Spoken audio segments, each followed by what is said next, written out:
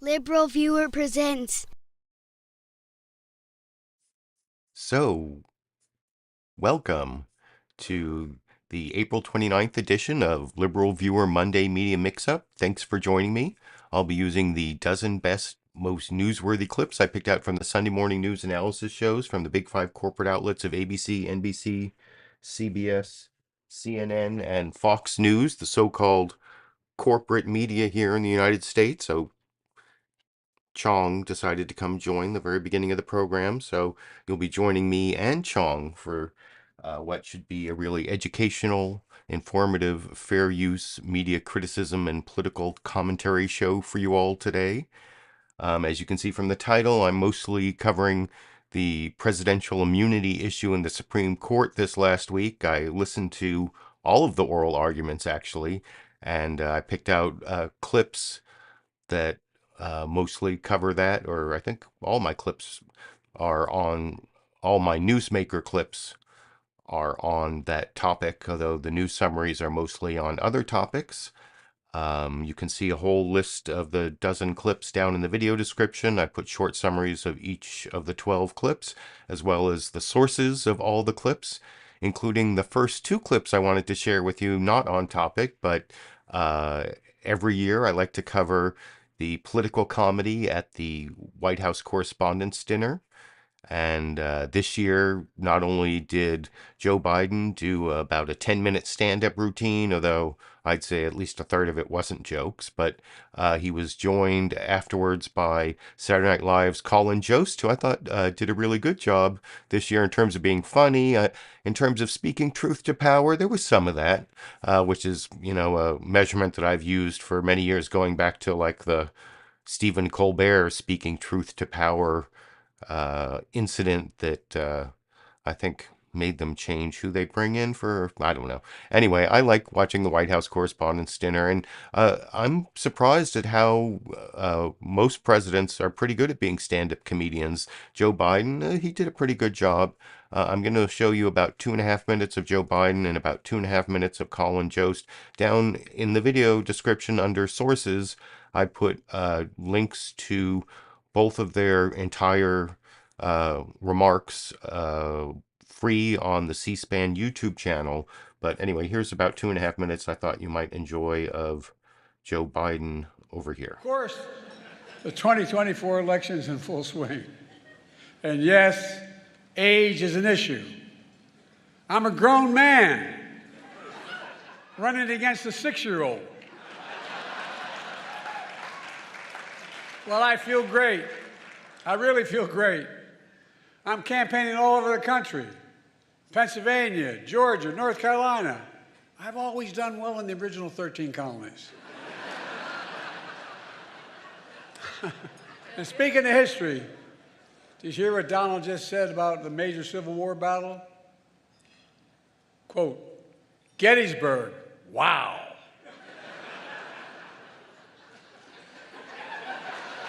Trump's speech was so embarrassing, the statue of Robert E. Lee surrendered again. But look, age is the only thing we have in common. My vice president actually endorses me.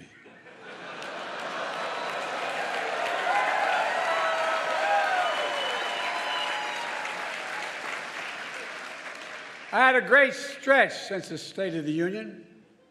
Well, Donald has had a few tough days lately. You might call it stormy weather.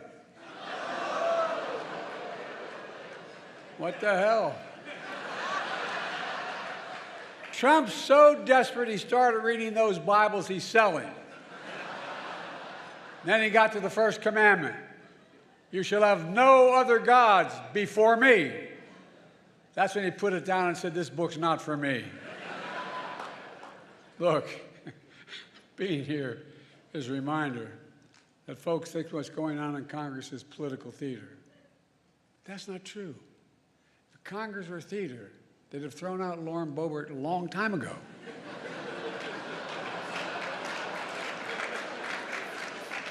Now, to all my friends in the press and Fox News, some of you complain that I don't take enough of your questions. No comment. Of course, the New York Times issued a statement blasting me for, quote, active and effectively avoiding independent journalists. Hey, if that's what it takes to get the New York Times to say I'm active and effective, I'm for it.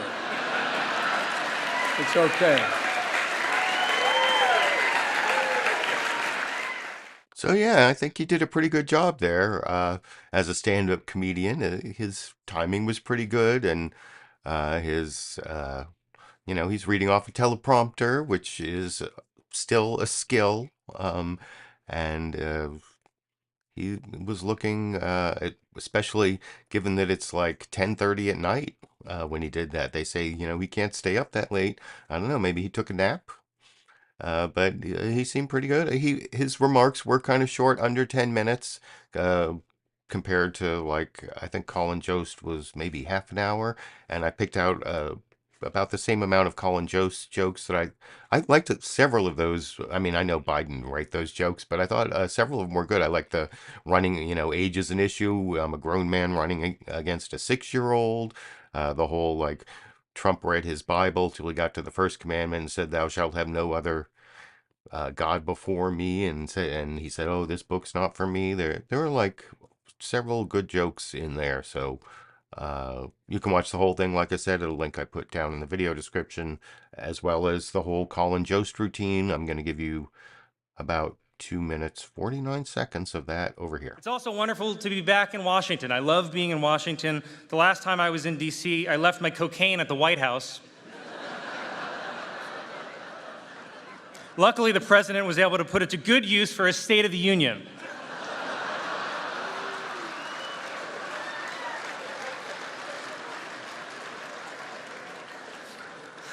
I'm kidding, of course. The president doesn't call it cocaine. He calls it high-speed rail.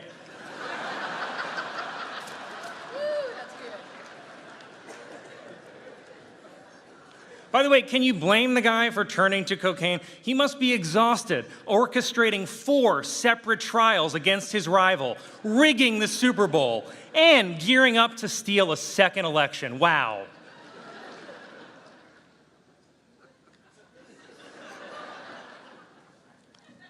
Biden laughed. I love, by the way, that Trump's 2 attacks on President Biden are that he's a senile old man and a criminal mastermind. I'm like, I think you gotta pick one. Personally, I don't know any criminal masterminds who bike to get ice cream.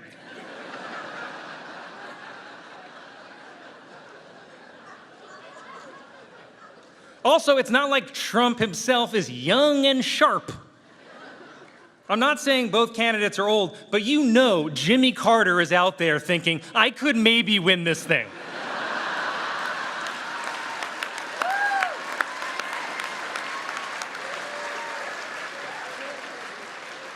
He's only 99.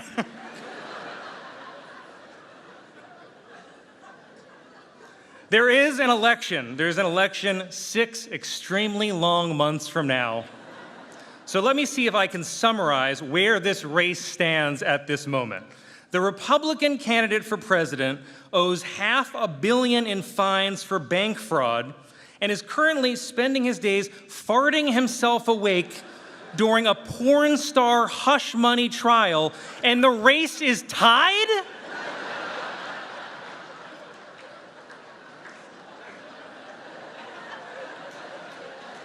The race is tied. Nothing makes sense anymore. The candidate, who is a famous New York City playboy, took abortion rights away, and the guy who's trying to give you your abortion rights back is an 80-year-old Catholic. How does that make sense?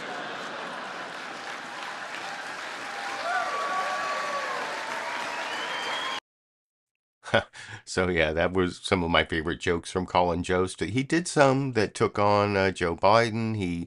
Especially at the beginning, he did some that took on various members of the press, including Fox News, which I always like. But like I said, you can watch the whole routine at a link that I put down in the video description under sources on the C-SPAN YouTube channel. But now I'm going to get to the news summaries and my newsmaker clips. I'm going to show you the news summaries from longest to shortest, and the longest one, ABC's This Week with George Stephanopoulos, is basically covering my main topic, the immunity issue in the Supreme Court. It's George Stephanopoulos, the host this week, along with their reporter Aaron Katersky, and I will talk about that news summary, the best of the news summaries for me in terms of my topic for sure this week. And I'll talk about it with you a little more after we watch together over here. Good morning and welcome to This Week. Until now, no American president had ever faced a criminal trial. No American president had ever faced a federal indictment for retaining and concealing classified documents. No American president had ever faced a federal indictment or a state indictment for trying to overturn an election or been named an unindicted co-conspirator in 2 other states for the same crime. No American president ever faced hundreds of millions of dollars in judgments for business fraud, defamation, and sexual abuse. Until now, no American presidential race had been more defined by what's happening in courtrooms than what's happening on the campaign trail. Until now. The scale of the abnormality is so staggering that it can actually become numbing. It's all too easy to fall into reflexive habits, to treat this as a normal campaign, where both sides embrace the rule of law, where both sides are dedicated to a debate based on facts and the peaceful transfer of power. But that is not what's happening this election year. Those bedrock tenets of our democracy are being tested in a way we haven't seen since the Civil War. It's a test for the candidates, for those of us in the media, and for all of us as citizens. This morning, we're going to do our best to put it all in perspective and analyze what it means. Senior investigative correspondent Aaron Katersky starts us off. Good morning, Aaron. And George, good morning to you. Let's add one more to your list. No American president has ever had the publisher of the nation's most well-known supermarket tabloid testify about scheming on his behalf by running hit pieces on rivals and quashing stories about sex. From a Manhattan court to the U.S. Supreme Court and the Arizona Attorney General's office, this week the legal life of Donald Trump took an extraordinary path. Mr. Trump, how's it going? For most of it, Trump sat inside a New York courtroom where for the first time in history, a jury began hearing testimony in a criminal case against a former president. Manhattan prosecutors have charged Trump with falsifying business records to conceal a $130,000 payment in the final weeks of the 2016 presidential campaign to adult film star Stormy Daniels to keep her from revealing a sexual tryst that Trump denies. I was paying a lawyer and marked it down as a legal expense. The first witness has known Trump for decades and said he considered him a friend and mentor, former National Enquirer publisher David Pecker. David's been very nice, a nice guy. Over 4 days, Pecker revealed the dark art of catch and kill, buying and burying damaging stories to protect Trump's 2016 campaign. The jury saw the National Enquirer's agreement to pay Playboy model Karen McDougal $150,000. I believe the story was true, Pecker testified. It would have been very embarrassing to Trump and also to his campaign. And he told the jury Trump hosted a thank you dinner for him at the White House. Mr. Trump, you still like Pecker? The defense argued Trump wanted to quash salacious stories to protect his family, but Pecker said he thought it was for the campaign. His family was never mentioned, Pecker testified, only the impact it would have upon the election. The judge refused to let Trump skip court on Thursday so he could be at the U.S. Supreme Court when it weighed his unprecedented claim that presidents cannot be prosecuted for conduct that occurred while in office. The argument on immunity is very important. The president has to have immunity. For Trump, it means special counsel Jack Smith cannot prosecute him for his efforts to overturn the 2020 election. Without presidential immunity from criminal prosecution, there can be no presidency as we know it. Conservative justices appear to suggest presidents deserve some level of immunity, so if they lose re-election, they won't face prosecution from a political rival. Will that not lead us into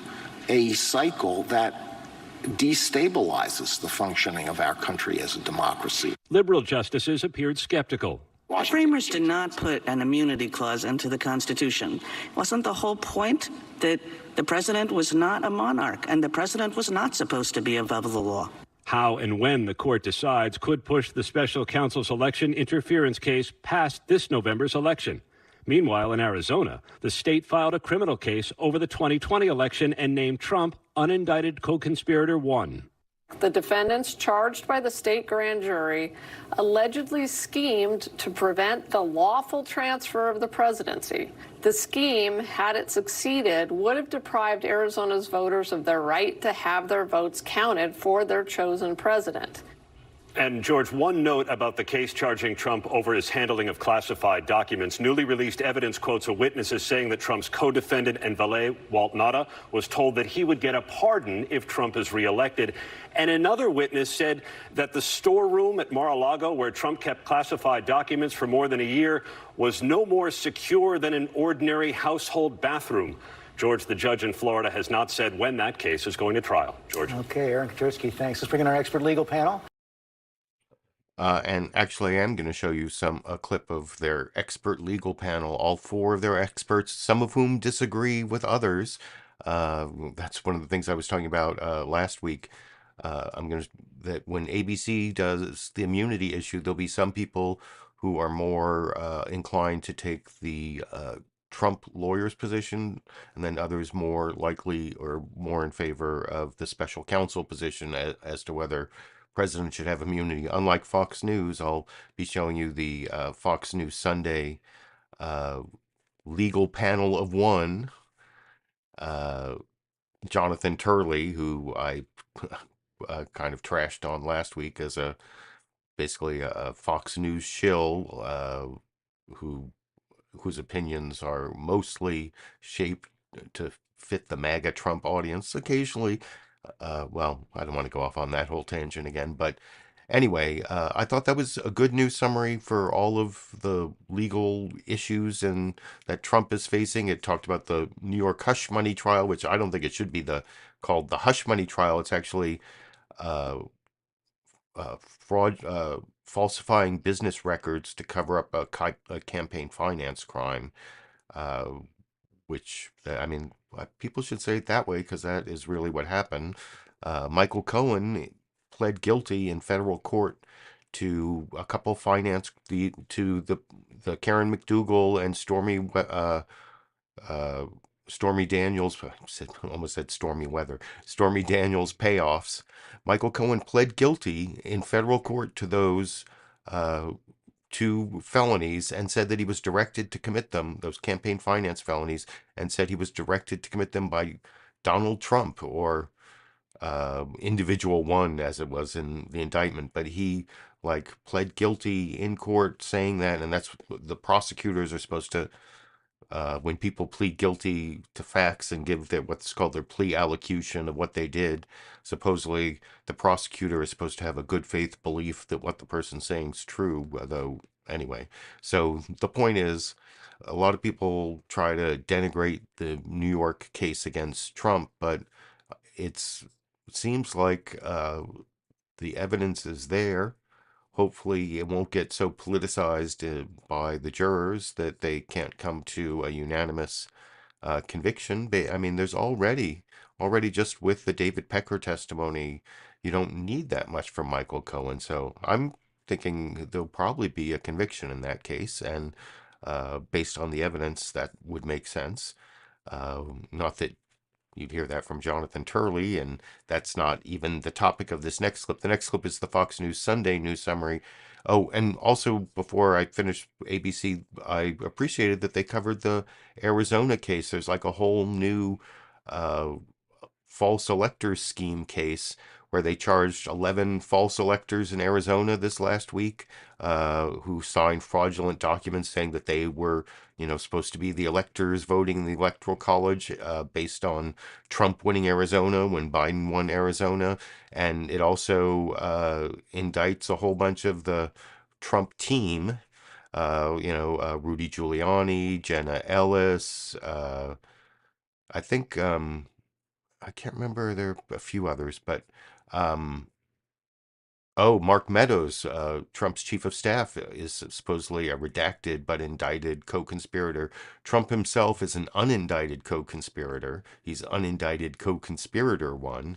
So I think it's good that that was covered. That's a whole other, and it's possible after the election, maybe they're holding off on indicting Trump so to make it look less political and get past all the pre-election jockeying that there's so many trials that Trump already has on deck, but there's no reason that they couldn't indict Trump later, because he was definitely in the conspiracy. But and maybe people will flip and turn on him and that will happen later too. So that's an important thing to cover, and I think that's the only one of the news summaries that covered it. I wanted to make sure I mentioned that.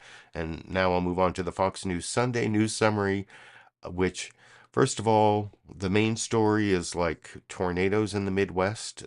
I mean, they give like sensationalistic video, I guess. That's one reason that people like to cover tornadoes, because you can get good footage, tragedy footage of damage. I think you'll see some damage here, but I don't know, tornadoes in the Midwest seems to be something that happens a lot, like every year around this time, but I'm not sure why it's the top story on Fox News Sunday.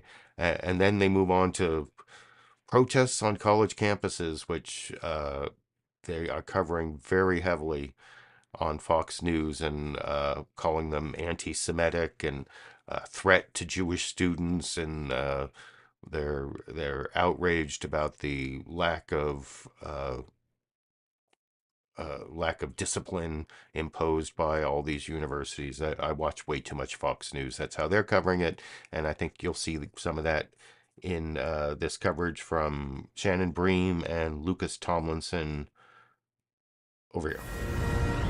Hello from Fox News in Washington. Severe storms tearing across parts of the Midwest this weekend, leaving behind devastation. The storms spawning tornadoes that ripped apart homes and businesses from Oklahoma and Kansas to Nebraska and Iowa. Some areas getting up to 8 inches of rain in the last 24 hours, leading to dangerous flash flooding. And millions of Americans are now faced with a massive cleanup, some of them saying they have lost everything. Fox weather correspondent Nicole Valdez is in Elkhorn, Nebraska with the latest. Hello, Nicole.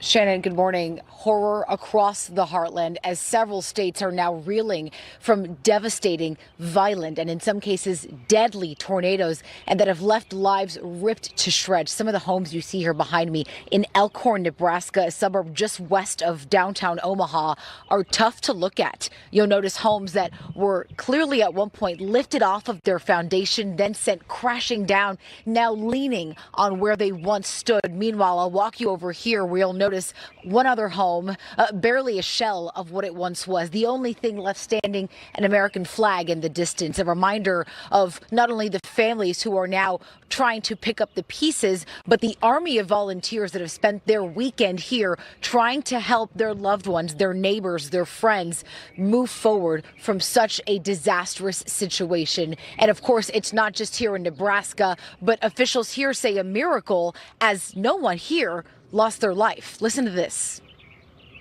We're hearing a lot of miracles out here, and when you look at this kind of devastation, you expect to have loss of life or at least severe injuries. Right now, we're only hearing minor injuries.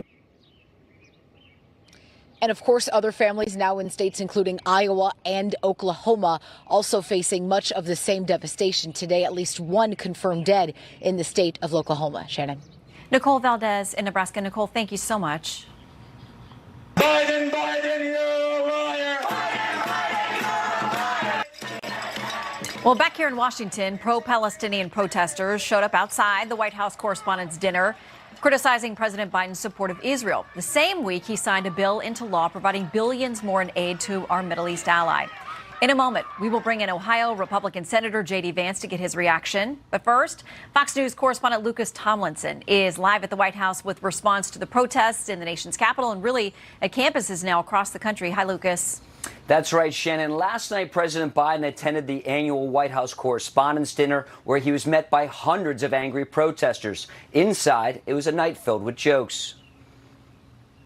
Age is the only thing we have in common. My vice president actually endorses me. While Washington's elite attended the dinner, outside, protesters tried to disrupt it. In recent days, protests have erupted at major colleges and universities across the country, beginning at Columbia. and spreading to the nation's capital at George Washington University, 5 blocks from the White House.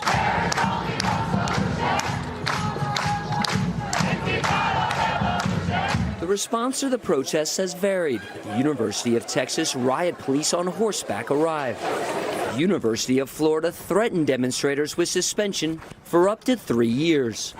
The University of Southern California canceled its big commencement ceremony. The Republican House Speaker visited Columbia to support the Jewish students. Democratic lawmakers AOC and Ilhan Omar, along with her daughter, who was arrested in recent days for protesting, visited the other side. President Biden signed the $95 billion foreign aid bill for Ukraine, Taiwan, and Israel, which has drawn the ire of the protesters. My commitment to Israel, I want to make clear again, is ironclad. Secretary of State Antony Blinken has just wrapped up a trip to China. He next heads to Saudi Arabia with gas prices at 6-month highs and the war in Gaza raging, where over 100 hostages remain. Shannon? Lucas Tomlinson live at the White House. Lucas, thank you very much. Joining us now, Ohio Senator J.D. Vance. Good to have you with us. And I don't have a clip of J.D. Vance because they didn't ask J.D. Vance, even though he's a Harvard law graduate, what he thought about whether presidents should have immunity, which is definitely a big oversight from Fox News. That's one criticism I have there. I think you, I think you saw there that the coverage of the campus protests. First, they don't even call them pro-Palestinian protests. Most of the time, they call them anti-Israel protests. And then they also tried to lay a lot of the blame on Biden, which for his support of Israel. But if you watch Fox News consistently, they also spend a lot of time saying he's not strong enough in support of Israel because he's telling Netanyahu to not attack Rafah and to let more aid in and putting conditions on the use of U.S. weapons, but not explicitly, not in the package that was passed, but supposedly he is trying to, he's not a big fan of Netanyahu, and you saw Chuck Schumer came out and called for new elections in Israel, which may or may not have been coordinated with the Biden White House, but I would say most likely was coordinated with the Biden White House and their diplomatic effort. And, there's a lot of support for the Palestinian cause in the Democratic Party, and especially among some of, I think I saw in the live comments people talking about how Biden needs to win back voters in Michigan. There's a high Arab and Muslim population in Michigan, and it's a definite battleground state. So Biden has political reasons, but there are also a lot of members of the progressive caucus who want to put conditions on aid to Israel and just give defensive, not offensive weapons. And there are a whole bunch of different viewpoints on that within the Democratic Party. Unlike the Republican Party, or most of the Republican Party, I think there were 21 Republicans didn't vote against the Israel aid bill. I think it was 20 Republicans, 30 Democrats, something like that, compared to the Ukraine aid, where it was 112 Republicans voted against the Ukraine aid and only 100 voted for the Ukraine aid. So there are actually more Republicans against Ukraine aid, and there's not that big a split on the Israel aid package in the Democratic Party. But there's definitely, especially in the grassroots, a lot of criticism for the current Biden policy, and especially for Israel's war on Gaza. And that is something I've talked about many times before, and probably will end up talking about again. I think you'll see a more pro-Palestinian look at the Gaza conflict when I get to Face the Nation and Debora Patta. That's the clip after next. But first I want to do NBC News Meet the Press, which is mostly on Trump's legal troubles and you'll see they talk about the New York versus Trump trial in a criminal trial that's ongoing, plus the immunity issue in the Supreme Court, kind of like the ABC one. Also a pretty good summary that I'll talk about with you a little more after we watch it together over here. Good Sunday morning after a monumental week marked by the first ever criminal trial of a former president and history-making arguments before the Supreme Court. While Donald Trump sat in a New York courtroom on trial for 34 felony counts of falsifying business records, the Supreme Court heard arguments on Trump's claim of presidential immunity, which could reshape the future of presidential power. The justices appeared ready to reject Trump's sweeping claim that he's immune from any criminal prosecution on felony charges of conspiracy and obstruction for trying to subvert the 2020 election, but suggested they might give Trump a different kind of victory, a delay in the case, signaling they could send it back to lower courts. At issue, a version of this claim that Richard Nixon made in 1977. Well, when the president does it, that means that it is not illegal. In nearly 3 hours of oral arguments, the liberal justices raised a series of hypotheticals to emphasize the consequences of Mr. Trump's position that presidents are entitled to absolute immunity. If the president decides that his rival is a corrupt person and he orders the military or orders someone to assassinate him, is that within his official acts that for which he can get immunity? It would depend on the hypothetical, but we can see that could well be an official act. If a president sells nuclear secrets to a foreign adversary, is that immune? How about if a president orders the military to stage a coup? I'm trying to understand what the disincentive is from turning the Oval Office into, the seat of criminal activity in this country. For their part, the conservative justices on the court seemed focused on the impact on future presidents. I'm not concerned about this case, but I am concerned about future uses of the criminal law to target political opponents based on accusations about their motives. I'm not discussing the particular facts of this case, but it applies to any fraud that interferes seriously with any government operation, right? I'm not focused on the here and now of this case. I'm very concerned about the future. One of the strongest cases against immunity was made in 2021 by Senate Republican leader Mitch McConnell after he voted to acquit Trump in his second impeachment trial. We have a criminal justice system in this country. We have civil litigation. And former presidents are not immune from being accountable by either one. I sat down with the Senate Republican leader and discussed presidential immunity and a range of other topics, including the protests on college campuses nationwide and the recent aid package that was just passed for Ukraine.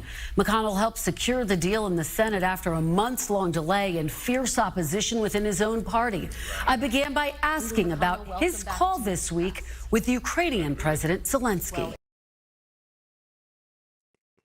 And I actually am going to show you two clips of Senate Minority Leader Mitch McConnell not talking about his call with Zelensky, though if you look down in the video description under sources, there's a link to the CBS News Face the Nation YouTube channel where the entire program is uploaded every week. Also Meet the Press, and those are, sorry, I was just showing you Meet the Press, but CBS News Face the Nation and NBC News Meet the Press both had Senate Minority Leader Mitch McConnell on, and I'm going to show you Kristen Welker versus Margaret Brennan, both asking immunity questions, and it's basically a lesson in how Mitch McConnell really only says the things he wants to say, and he says them over and over again, basically no matter what question you ask, and he's a very disciplined interviewee, as you'll see when we get to those two clips.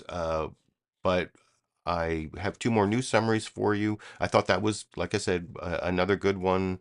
You saw all the conservative justices there who look like they're going to try to set up some sort of test for immunity, like official acts and non-official acts, and it's going to slow everything down, and so that Trump can't be tried on any charges that have to do with his acts during his presidency until after the election.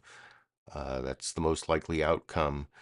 I also appreciated that NBC there showed that Nixon clip where if the president does it, it's not illegal. People used to think that was bad, and that's the thing. Oh, and it reminds me how one of the low points of the oral arguments I listened to, Brett Kavanaugh, who many of you know is not my favorite justice. I have many reasons to think that he lied his way onto the Supreme Court, but I'm not going off on that tangent this week. But he made this weird comment about how the Ford pardon of Nixon was unpopular at the time, but now most people have come to the idea that it was a good idea, which I don't know. I looked at some polling and it did briefly get over 50% were in favor of what Ford did by 1980, around the time of Reagan coming in, when people were not very fond of Jimmy Carter. But it was still 50 in favor and 40 against. That's certainly not a consensus. And I think a lot of people now, looking at what Trump did, think that maybe if Richard Nixon had undergone some sort of criminal prosecution, it might have deterred a lot of the stuff we saw from the Trump administration. But who knows? Maybe that's true, maybe it's not. But that's one thing I wanted to mention based on that Nixon clip. And also you saw a brief clip of Brett Kavanaugh's oral argument. But the next news summary here, I mentioned earlier, CBS News Face the Nation, Margaret Brennan and Debora Patta, mostly talking about the developments in Israel's war on Gaza, but I think in a more balanced way than what you saw from Fox News, although not that they really talked about it much on Fox News. But anyway, I'll talk about that a little more after we watch that penultimate news summary together over here. Good morning and welcome to Face the Nation. We begin today with foreign correspondent Debora Patta in Jerusalem. Like most days in Rafah, this one began with mourning. Allahu Akbar. After more Israeli strikes hit what is mostly a tent city in the south, sheltering over half of Gaza's 2.3 million Palestinians crammed up against the Egyptian border. There were heartbreaking farewells to tiny bodies wrapped in shrouds. This infant has known only war her entire life. It's been a brutal week for children. Even miracle baby Sabrine Al-Rou, who was saved from her dying mother's womb a week ago, lived just 5 days. She's been buried next to the rest of her family. Rafah is already under daily bombardment, but Israel keeps threatening a ground invasion. And Palestinians who've already fled multiple times keep asking, where will they go? Much of Gaza lies in ruin. The destruction on such a scale, it is uninhabitable. This morning, more humanitarian aid was airdropped over the territory, and this IDF footage shows the floating pier being built by the Americans near the Gazan coastline, which officials say will be completed early May, allowing more supplies to flow into Gaza. But the dire warnings of imminent famine have not gone away. Already, the UN says 1 in 3 children under the age of 2 is acutely malnourished. Prior to October 7, hardly any. And despite an increase in aid, the UN says it is still not enough to avert famine, which could spread across the north next month. Ahead of a possible Rafah invasion, there are now last-ditch attempts to revive ceasefire talks. Hamas has stepped up the pressure by releasing propaganda videos that show 3 hostages, including 2 Americans, still alive, but speaking under duress. Our Debora Patta in Jerusalem, and we are joined now by Hannah Siegel, whose uncle Keith Siegel is one of those American hostages. and I won't have that clip of the mother of the hostage, but that was some kind of disturbing video, important to see. The only one of the 5 Sunday morning shows that did that in-depth report on the suffering in Gaza this week. It helps to have an emotional support kitten while you watch some of that, I think. And this is Cheech. Cheech has shown up. You saw Chong earlier. He's over in the doorway. And I will have a bonus Cheech and Chong the kittens clip at the end. But I thought that was good journalistic coverage of the topic, showing the devastation. And I don't know why it was like more important on Fox News to show like devastated buildings in the Midwest from tornadoes than devastated buildings in Gaza from bombings. You saw a lot.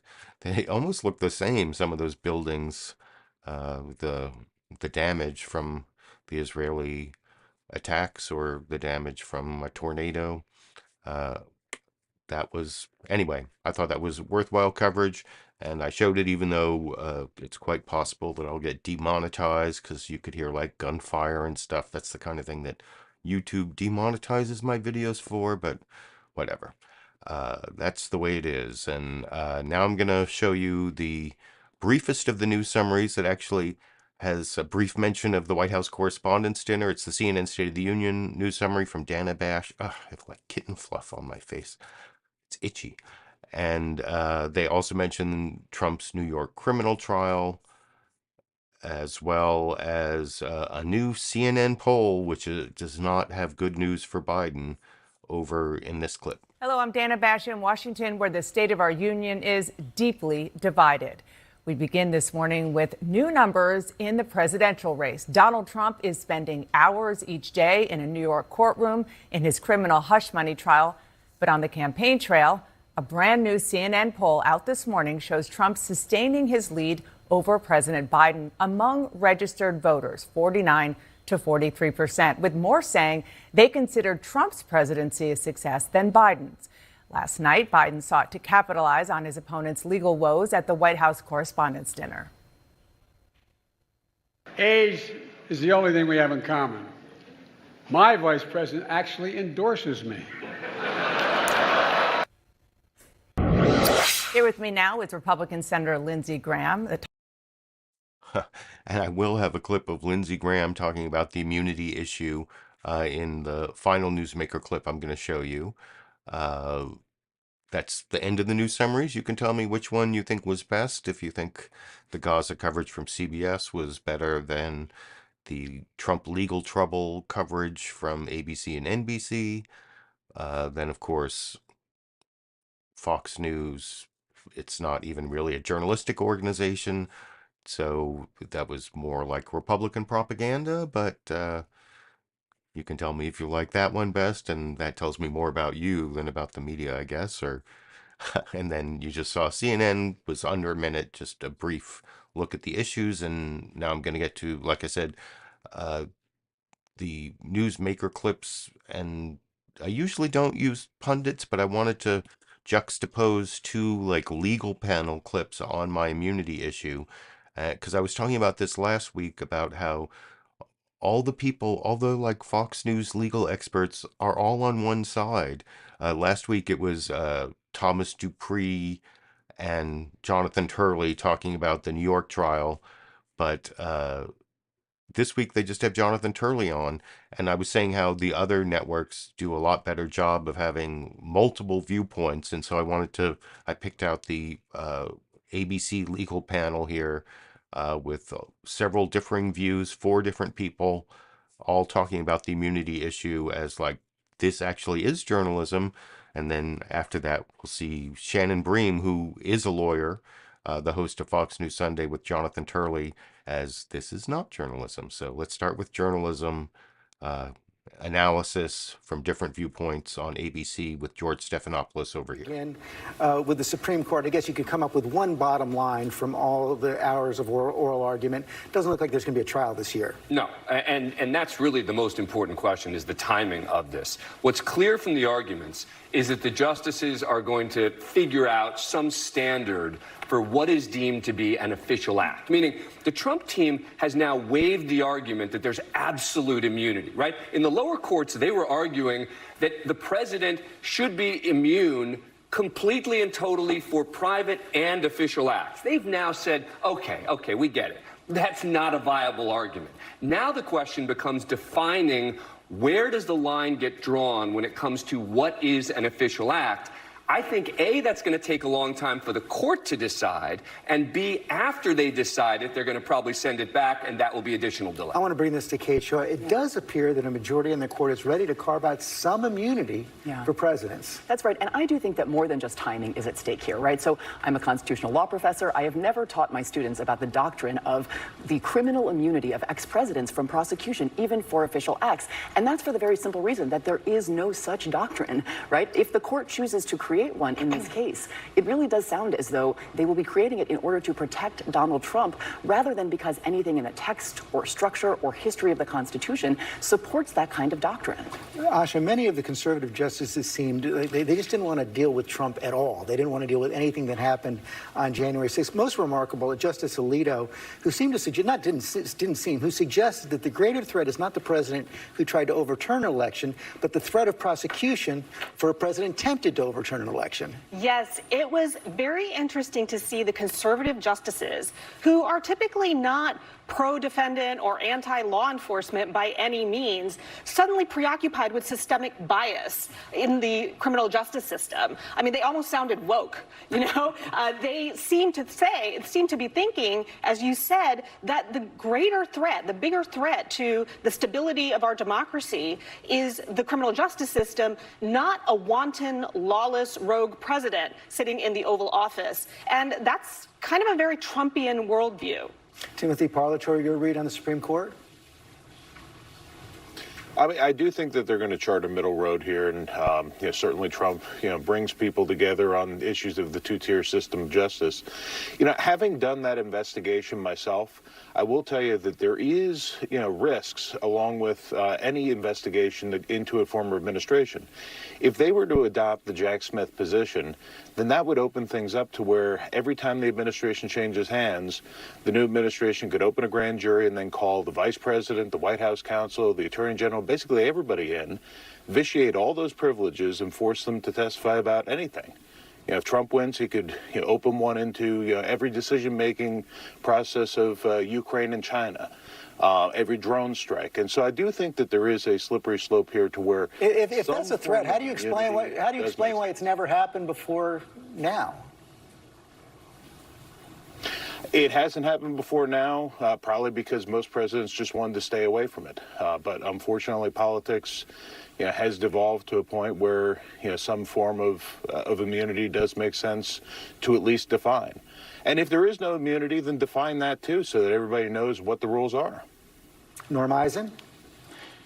Well, my friend Tim is dead wrong on this, George. We have survived 2.5 centuries as a nation without any president ever having engaged in this kind of conduct or having needed to cloak themselves in absolute immunity for criminal prosecution.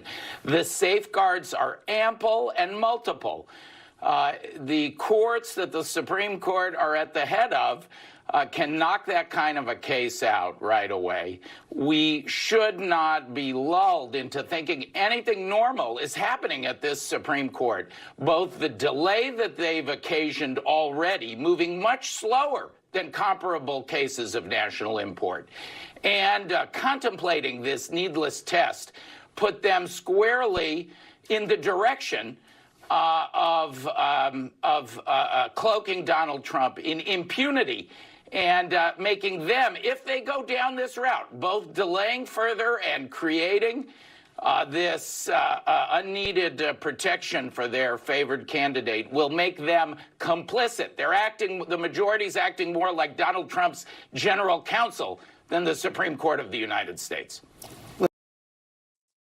So yeah, that was a lot of good commentary. Norm Eisen right there at the end came right up to saying that that Trump's right-wing Supreme Court is going to make him king and ruin America, kind of like my title there. I liked that commentary at the end. You saw there was the former Trump attorney there giving kind of the Trumpian view on immunity, and so that is a balance. I like what Kate Shaw said. I don't know if Kate Shaw is actually the wife of Chris Hayes from MSNBC's All In with Chris Hayes. I believe I showed 2 clips of him last week, so this week we get to see his wife's legal opinion. I think she did a good job explaining why or that there's never been immunity before. If they make it, it's going to be something completely new.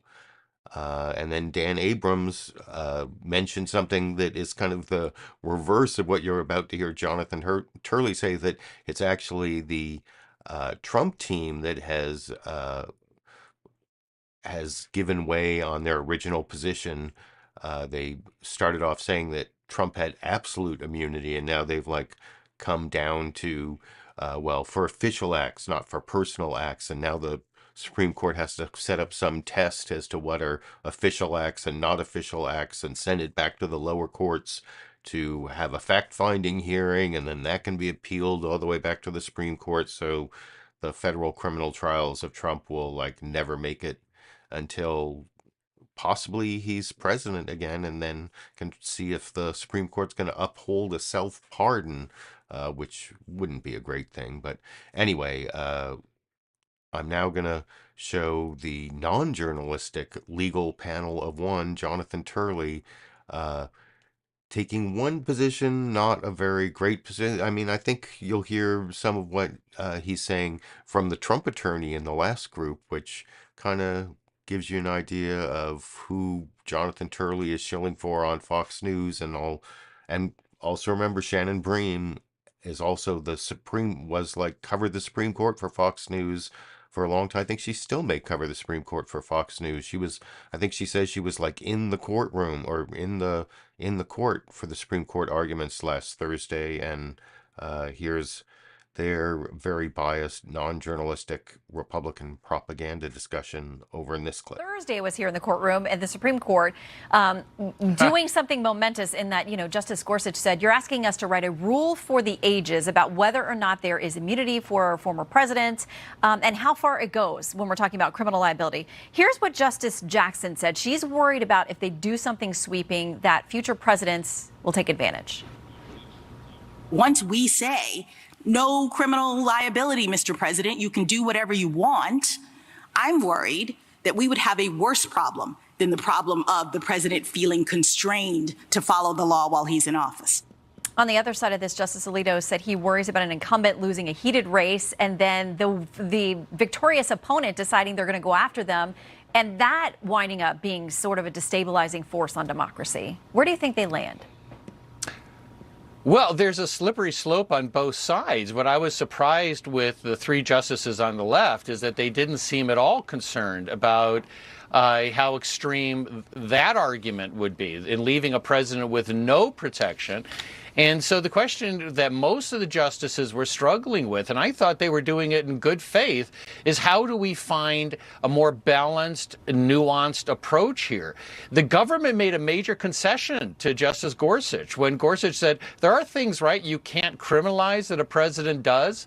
And the government said yes. And Gorsuch said, well, doesn't that sound a lot like immunity? I mean, isn't it our job to then try to define where that is? It was a devastating moment.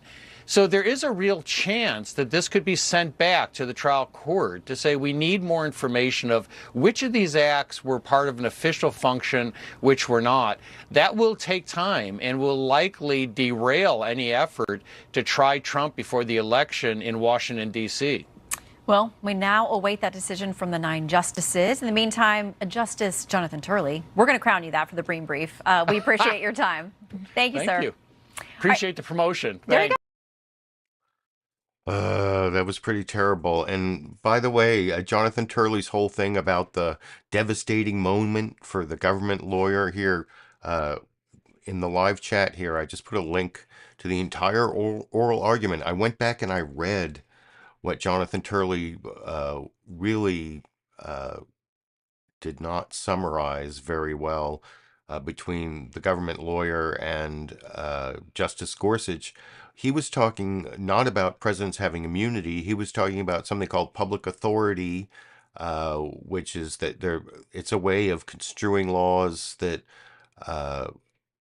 where, like, for example, the murder law says an unlawful killing.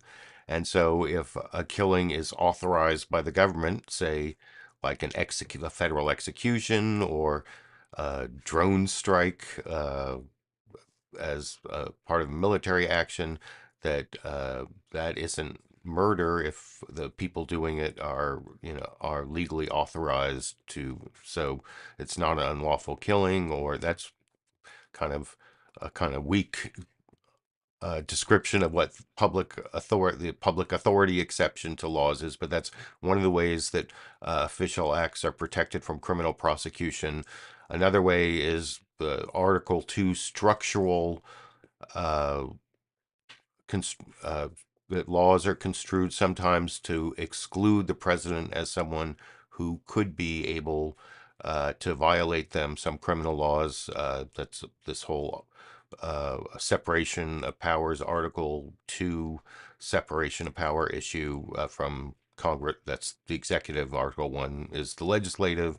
And so you can go back and read the transcript, and it was not really a devastating moment, and it wasn't the government saying that presidents should have any type of criminal immunity. They have some immunity from civil liability, which even the whole qualified immunity doctrine, which also applies to police officers, is kind of a travesty and not based in I mean, there's a whole movement to get rid of qualified immunity that I'm not going to go into and that's also civil, from civil liability for police officers. Even police officers aren't immune from criminal laws, although they do have a lot of protections in a lot of states because of that whole like lawful killing thing. They have more ability to use force than other people. But now I'm going off on a big tangent, and the real thing is that Jonathan Turley did not give you the full spectrum of analysis of what happened at the Supreme Court. It was basically Republican propaganda, since, Fox News was created to be a propaganda outlet of the Republican Party by Roger Ailes because of how upset he was about what happened with Richard Nixon, getting back to that whole thing. And you can actually read about that in, it's this book over here, The Loudest Voice in the Room by Gabriel Sherman. Gives you the whole history of how Fox News was created to be a Republican propaganda outlet, which in fact it turned out to be. Occasionally some journalism happens there, but it's almost coincidental. And having finished that rant, I'm going to move on to the next two clips, which are both under 2 minutes. I think they're both exactly 1:44. And this just shows you Mitch McConnell will only say what he came prepared to say and no more. He had his talking points, and he was down on, and he even gets annoyed at that. Don't you understand? All you're going to get are my talking points. I think that's in the Kristen Welker clip that comes second. I'm pretty sure. But anyway, here's Margaret Brennan and Kristen Welker both talking to Senate Minority Leader Mitch McConnell about immunity. First, CBS over here. About a month after January 6th, you voted to acquit Donald Trump after he was impeached. And you said on the Senate floor, Trump didn't get away with anything yet. We have a criminal justice system in this country. We have civil litigation. And former presidents are not immune from being accountable by either one. Do you still believe that former presidents are not completely immune from liability? Let's put it this way. I addressed that issue on February the 13th. It's active before the Supreme Court as we speak. and January the 6th of 2021. I stand by everything I said then. Obviously, it'll be up to the Supreme Court to decide whether I was correct. Part of what you said is part of this case in some ways, because you argued for the Senate not to convict Mr. Trump. And central to his immunity argument is the claim that a former president who was impeached and convicted by the Senate can be criminally prosecuted. He was not. Do you regret your choice? It's part of the defense. I don't regret anything I said then. I haven't taken anything I said then back. But the answer to your question is going to be in the courts. The Supreme Court's going to decide that. So you stand by your description of Trump as practically and morally responsible for provoking the events of January 6th and potentially criminally responsible and liable? I don't know how many times you're going to ask me the same question. I stand by everything I said on January 6th and February 13th of 21. Yo, that's Mitch McConnell there. That he did get annoyed at the end there. He's like, January 6th and February 13th of 2021. I said it then, and I'm sticking by it. And there's another part of that where he also said he would endorse the Republican nominee, who turns out to be Trump, and so he's endorsed him. And just to show that it's not Margaret Brennan, you're going to see the exact same here. Kristen Welker doesn't get any other information out of Mitch McConnell over in this clip.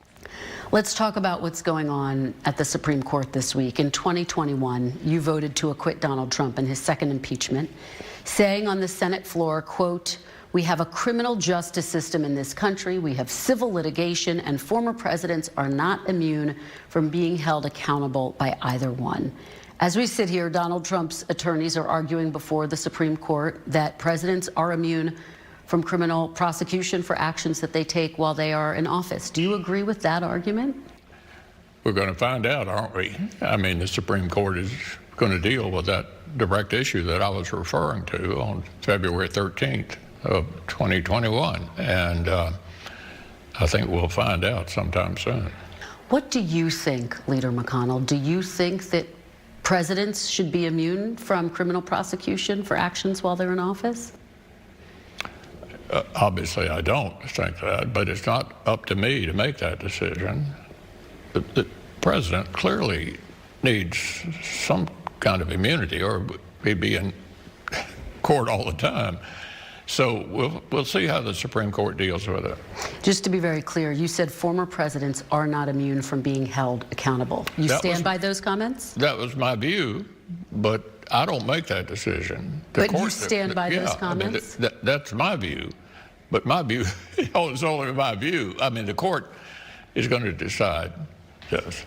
But just to be clear, you stand by those comments. Former presidents are not immune from being held accountable. Yeah, I do, but many times I have to say I'm not on the Supreme Court. I don't get to make the final decision on that.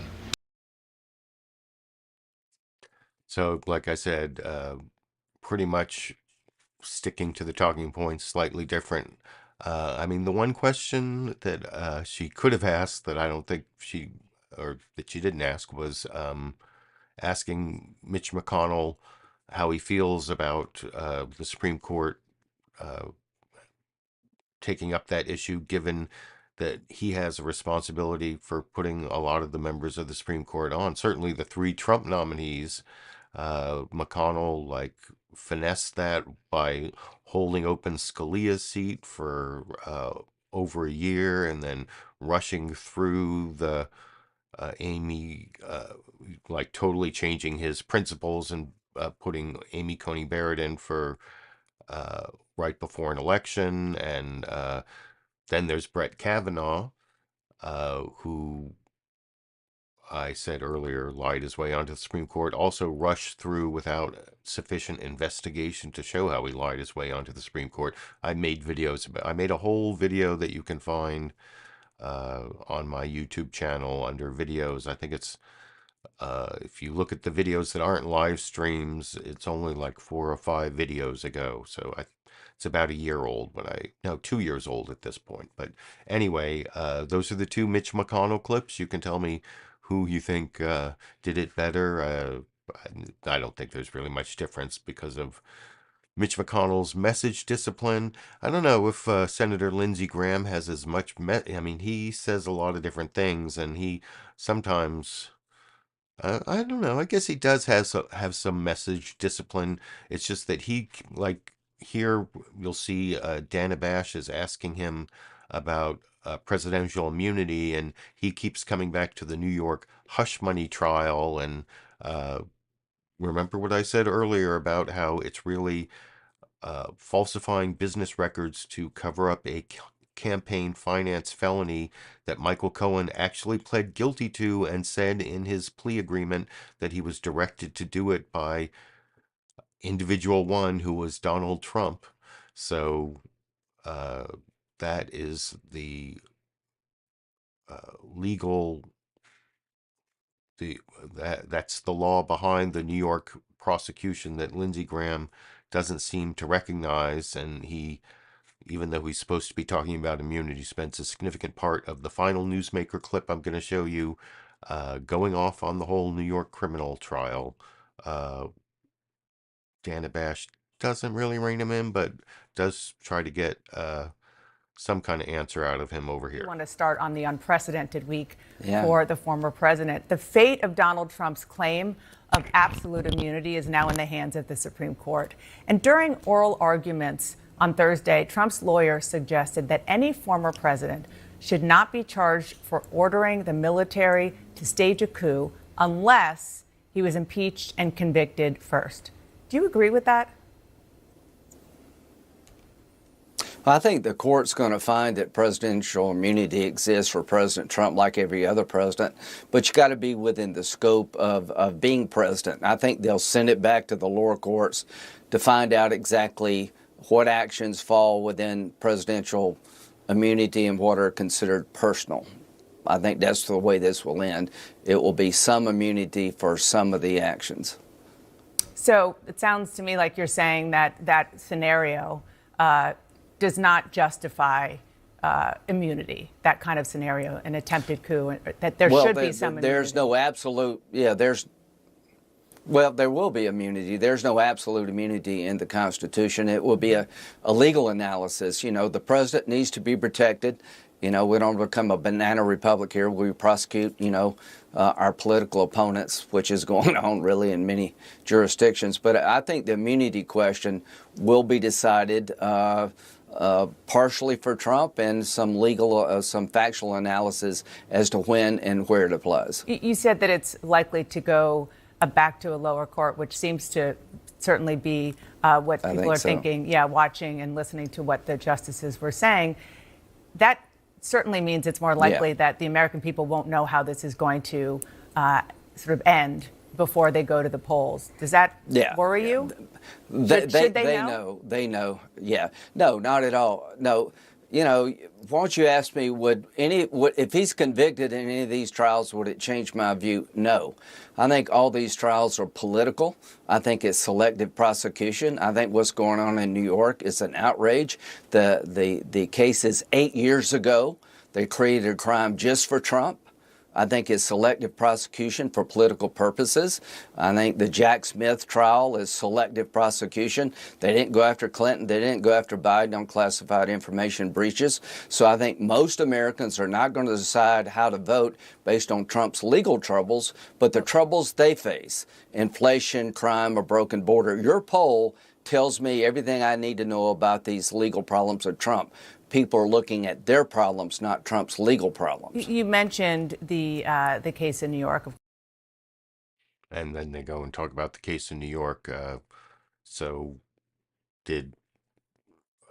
guess Lindsey Graham kind of gave an answer. He's also a lawyer. He used to be, I believe it was a JAG officer in the Air Force. I can't remember and he was in the reserve for a while too. So yeah,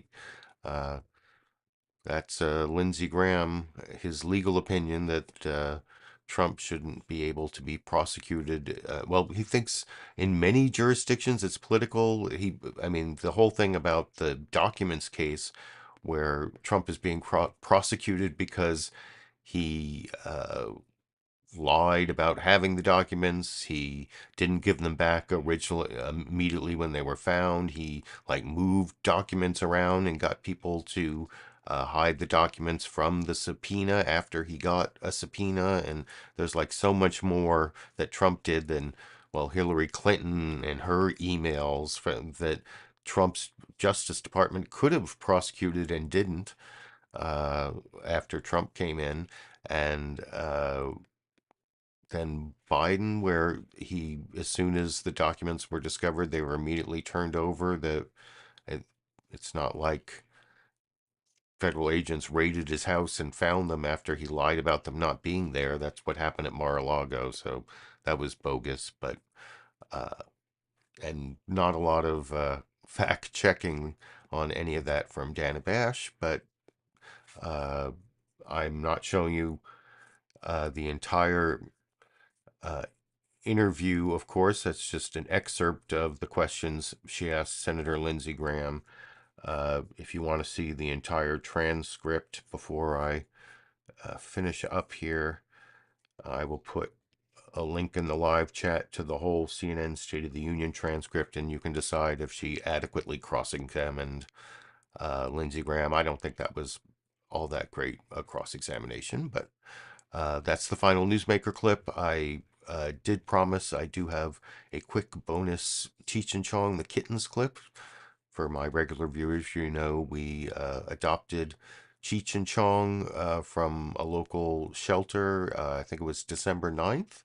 They came with the names Cheech and Chong. They're siblings. They came as kittens. They're getting pretty big now, and one thing they like to do together is look out the door. And I think I got a little bit of kitten cuteness in the bonus Cheech and Chong clip for today over here.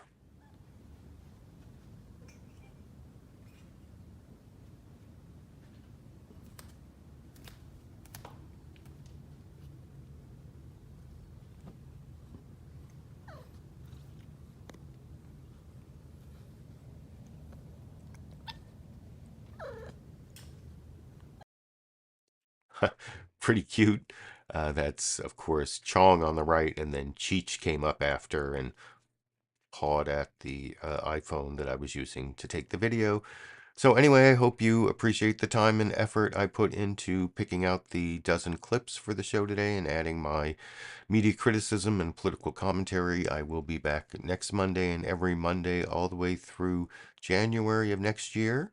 January 20th, January 6th, January 20th, when we find out if the person who won the November election actually gets inaugurated president in January. I'll promise to do the show all the way till, you know, I guess that's the season finale of either season 1 of the Biden administration, or it's going to be a reboot of the Trump administration. It's getting closer, although still like a long 6 months away, I think, as Colin Jost mentioned in the clips I showed at the beginning, which, by the way, if you want to go watch those routines now that I'm finishing, there are links down in the video description under sources to both the Biden and Colin Jost stand-up routines. Like I said, I'll be back next Monday, unless I have some other reason to upload a video this week, as I sometimes do, but probably won't.